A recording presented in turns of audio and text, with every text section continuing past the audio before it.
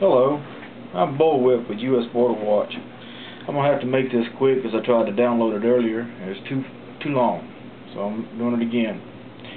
I've been talking to local law enforcement. I've been talking to your sheriff's department, your police department. I've been talking to FBI even, the constables, whoever I can talk to. I've been trying to find a good, reputable contact with ICE. It seems that the law enforcement, because of the sanctuary city policies, have been unable to do anything. Their hands are tied. They're not able to file charges. Their charges are not being accepted by the DAs. Their lieutenants, captains, etc. are putting pressure on them to release the aliens and all. ICE won't do anything unless the other people make the sheriff's department or police turn them over to them with a complaint, etc. Hispanics are fleeing to Houston and the woodlands from Mexico due to the crime in their own country and how uncontrollable it's become. It is spilling into our streets now. The lawlessness is running rampant. They're obviously scared because of all the kidnappings, the robberies, the murders, etc.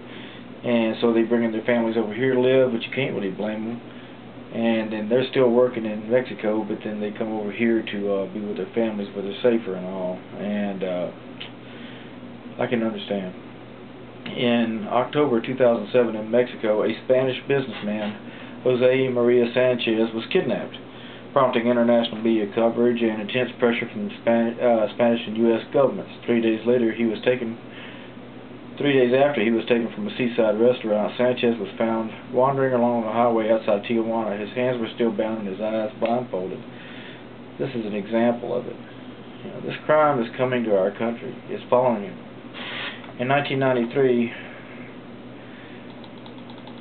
14-year-old Jennifer Ertman and 16-year-old Elizabeth Pena were raped, tortured, and killed here in Houston, Texas when they stumbled upon a late-night gang initiation. Jose Mendelin was finally executed last night. Praise the Lord. We heard weeks and weeks of how he was deprived of his rights to seek Mexican counsel, but the Mexican embassy is right here in town, over here by 59 and the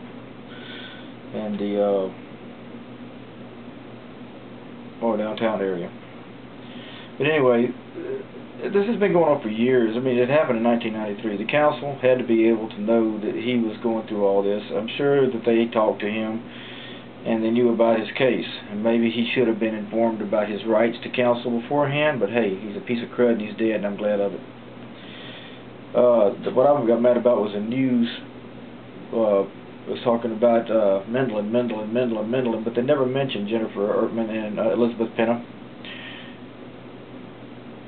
It was all boo-hooing about Mendelin not getting his rights. Well, what about Ertman and Pena's rights?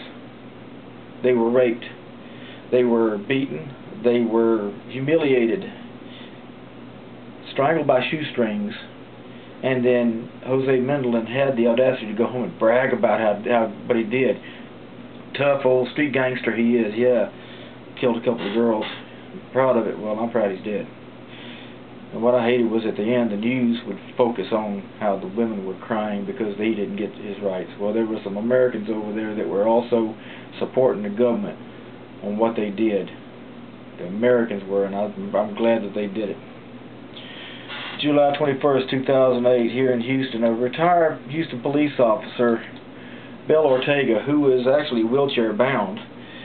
She was the first Hispanic female officer in Houston Police Department. She was hospitalized in critical condition Monday for more than 25 rounds were fired at a southwest Houston apartment. Rosel Jesus Munoz, 20, was charged with aggravated assault with a deadly weapon. Two other suspects, Bruno Avilés, 17, and Andrew Garcia, 20, are still wanted for questioning in the shooting. These assault weapons are members of a local Hispanic gang. July 24, 2008, trapped in a rail car. 3 illegal aliens called 911. It's not often that undocumented aliens call 911 to help them out. I mean, they're actually trying to avoid it. But they were trapped in this rail car with no water and extreme heat, and they had to call 911 to get out to be saved. This is how they come in. On August 2nd, Border Patrol agent was held at gunpoint. Military officers were encountered on our side of the border and the Border Patrol agent called for backup. Well, the military was holding him by gunpoint and all. And when the backup finally showed up, they ran off into the woods and hid. Later on, Mexico consulate said that they accidentally came across the border. They got confused and lost, and they didn't know they were in America, even though they had to cross the Rio Grande, big river. Could have been a hint that they were in the wrong country.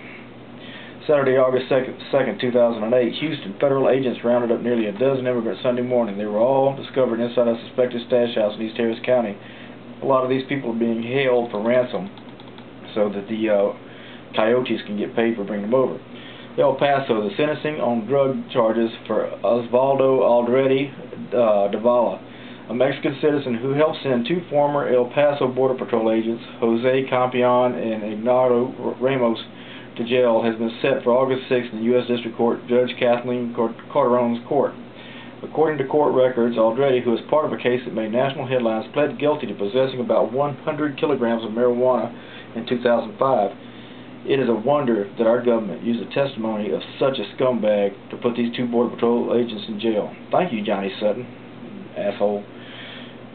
Now Houston police are searching for a man accused of sexually assaulting a young girl. Jose Minja, 31, is charged with 2 counts of aggravated sexual assault of a child in connection with attacks on a 9-year-old relative, police said. Anyone with information about Minja is asked to call Houston Police at 713-986-3537 or Crime Stoppers at 222-TIPS. That's him. I hope you can see him well. Like in San Francisco, in the cases that sparked outrage was the June 22nd killings of San Francisco resident Tony Bologna, 48, and his sons Michael, 20, and Matthew, 16, who were murdered on their way home from a family picnic.